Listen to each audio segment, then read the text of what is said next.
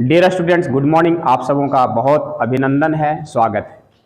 दोस्तों, ये एक्सरसाइज 3.3 हम लेकर आए हैं। आप देखो, ये बहुत ही आसान सा क्वेश्चंस है। इसमें ये एनसीईआरटी का 3.3 है। बाकी हम थ्योरी बता चुके हैं। थ्योरी हम क्या बताए हैं कि ट्रांसपोज मैट्रिक्स बता दिए हैं, उसका प्रॉपर्टीज बता दिए हैं। ट्रांसपोज में क्या करना है कि सारे रॉज को कॉलम में कन्वर्ट कर देना है। We get the transpose matrix. Symmetric matrix क्या कहता है कि अगर कोई ए स्क्वायर मैट्रिक्स है, then the transpose of A is equal to A, ये उसका ट्रांसपोज करने से सेम मैट्रिक्स मिलता है, तो उसको सिमेट्रिक मैट्रिक्स बोलते हैं। और एस्क्यू सिमेट्रिक मैट्रिक्स मतलब ए डैश इजकल टू माइनस ए, ये सब सारा चीज हम बता दिए, है ना। ये सब क्या किए हैं, ट्रांसपोज कैसे निकालना है कि सारा रॉ को कॉलम में कन्वर्ट कर देना है। एस्क्यू सिमेट्रिक मैट्रिक्स क्या है, सिमेट्रिक मैट्रिक्स जिसमें इसका ट्रांसपोज करने से ये खुद आ जाए। एस्क्यू सिमेट्रिक्स जिसमें इसका ट्रांसपोज करने से ये तो आए लेकिन माइनस कॉमन आ जाए। इसका ट्रांसपोज का प्रॉपर्टीज याद रख लेना है। क्या क्या इसका प्रॉपर्टीज है कि इसका ट्रांसपोज का ट्रांसपोज करने से ए आता है। मेन प्रॉपर्टीज है ए इंटू बी का ट्रांसपोज करने से ये बी का और ए का ट्रांसपोज का मल्टीपल होता है। ये सब इसके कॉमन प्रॉपर्टीज हैं, है ना। एस्क्यू सिमेट्रिक मैट्रिक्स में क्या होता है कि ऑल डायगोनल एलिमेंट्स, है ना, जैसे ए आई बराबर क्या होगा, 0 आएगा, तो ऑल डायगोनल एलिमेंट्स क्या होगा, 0 होता है। ये सब रिवीजन हो गया। अब दोस्तों, इसका न्यूमेरिकल्स है। यहां देखो कि कोई भी मैट्रिक्स का ट्रांसपोज निकालना है, ये कर लोगे। एक आध ठो हम देख लेंगे। एक सवाल आया है 6 नंबर का, एक मैट्रिक्स ए दिया हुआ है cos alpha sine alpha minus sine alpha cos alpha. इसको हमको प्रूव करना है कि transpose of A into A equal to identity matrix आएगा, है ना।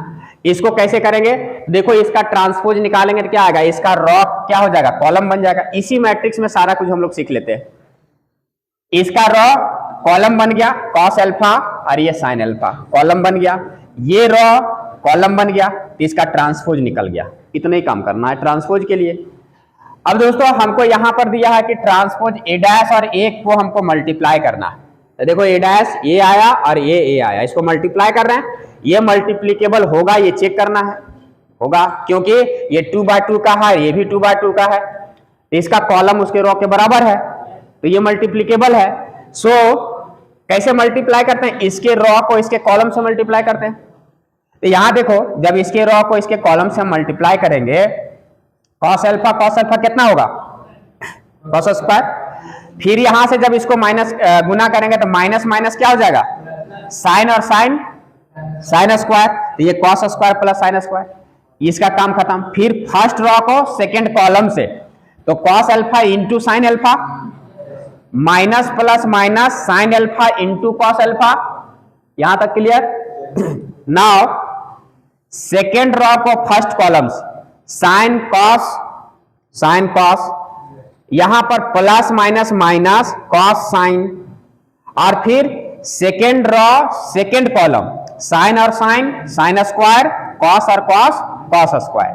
अब दोस्तों देखो, cos square theta plus sine square theta क्या होता है, 1 होता है। ये तो देखो प्लस माइनस दोनों क्या हो जाएगा, 0 आ गया।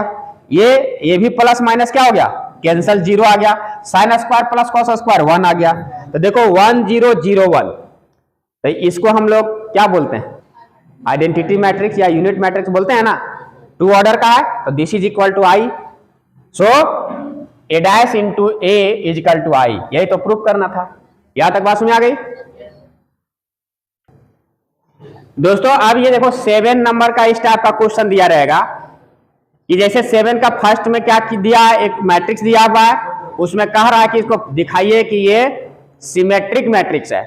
तो उसका सिर्फ क्या करेंगे, हम ट्रांसपोज करेंगे, तो वो मैट्रिक्स सेम आ जाएगा, ए डैश इक्वल टू ए आ जाएगा, तो सिमेट्रिक कह देंगे। हमको ये सेकंड नंबर क्वेश्चन हम दिखा रहे हैं कि ये क्वेश्चन दिया हुआ है, कह रहा है कि दिखाइए कि it is a skew symmetric matrix. सबसे पहले जहां भी सिमेट्रिक आए या स्क्यू सिमेट्रिक आए, हमको क्या निकालना है? ट्रांसपोज निकालना है। तो ट्रांसपोज कैसे निकालते हैं? इसके सारे रो को कॉलम बना दूं। बात समझ में आ रही है? एकदम ध्यान से देखना। सेकेंड यहां पर है, ये कॉलम बन जाएगा, ये थर्ड वाला कॉलम बन जाएगा, तो ये कहां चल जाएगा? यहां, ये बीच में -1 0। ट्रांसपोज निकल गया? निकल गया ना? अब देखना, हमको स्क्यू सिमेट्रिक मैट्रिक्स, इसके लिए हमको क्या दिखाना रहता है? ए डैश बराबर, यही ना, ए डैश ये निकल गया। नाउ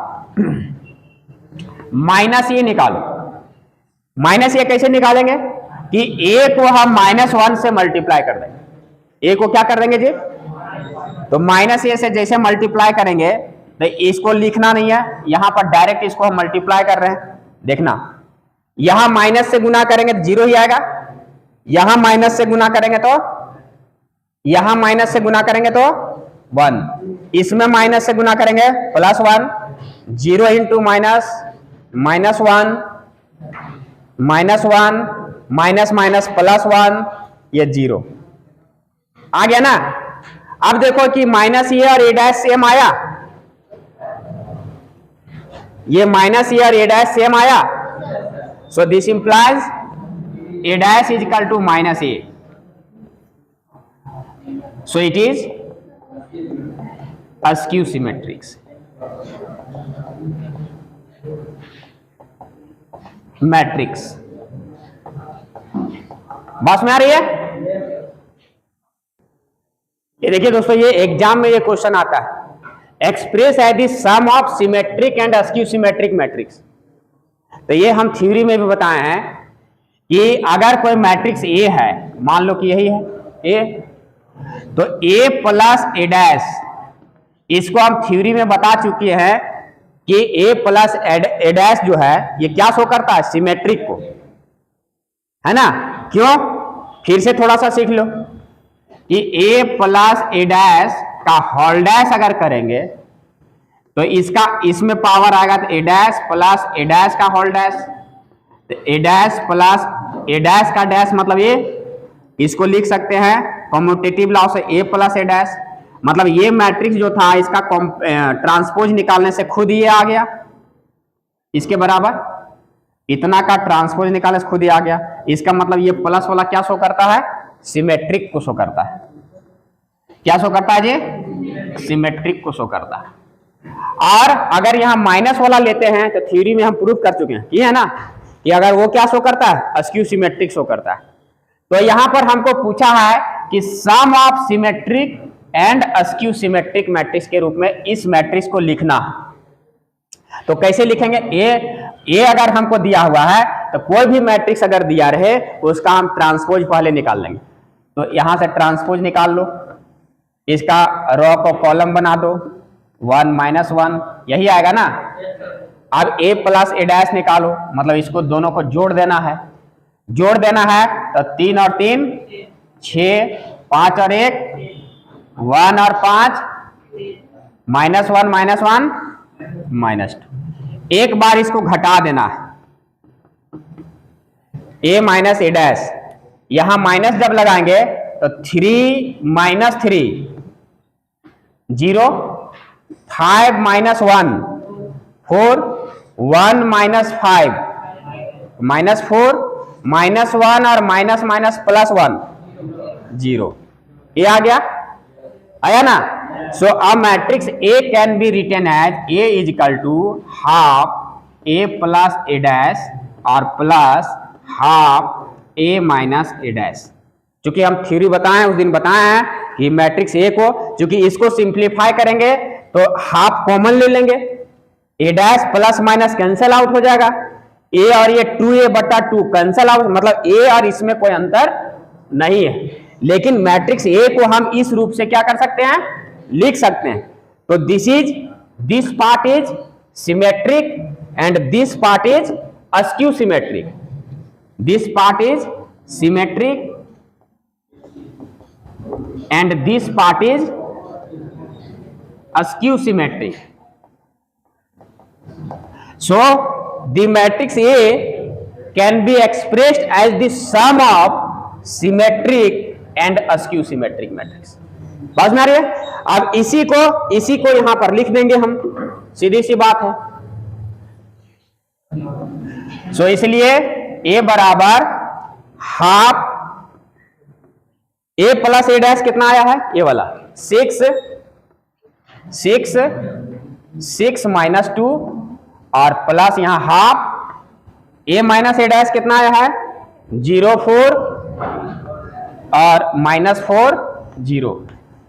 अब इसी को दो अंदर डिवाइड कर देंगे तो दिस बिकम्स 3 3 3 माइनस 1 और प्लस 0 2 माइनस 2 0. बस में आ रही है? हाँ, तो इस मैट्रिक्स को देखो, इसको जोड़ने से फिर ये आ जाएगा. आ रहा है ना? देखो 3 0 3 3 2 5 3 माइनस 2 1 और माइनस 1 0 माइनस 1. आ रहा है ना? लेकिन इसी को हम दो मैट्रिक्स के रूप में लिख दिए और ये पार्ट क्या है? सिमेट्रिक है और ये पार्ट क्या है? स्क्यू सिमेट्रिक है. So this matrix can be express as the sum of symmetric and skew symmetric matrix. तो जहां भी इस टाइप का क्वेश्चन देगा आप इसी तरह से उसका ट्रांसपोज निकाल लेना, उसके बाद उसको ऐड कर देना, एक बार सब्ट्रैक्ट कर देना और उसके बाद इस फॉर्मूला में बैठा देना. Half A plus A dash का वैल्यू, फिर plus half A minus A dash का वैल्यू और हाफ अंदर डिवाइड कर देना.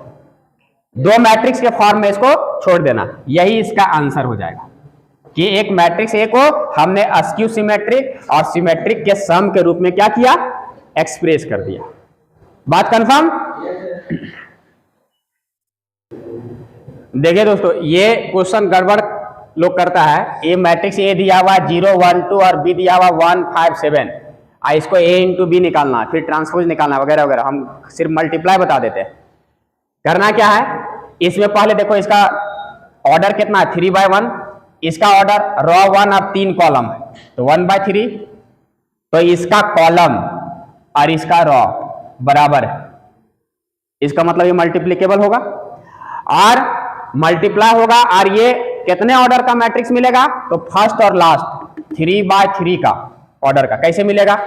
इसके रॉ को इसके कॉलम से करना है.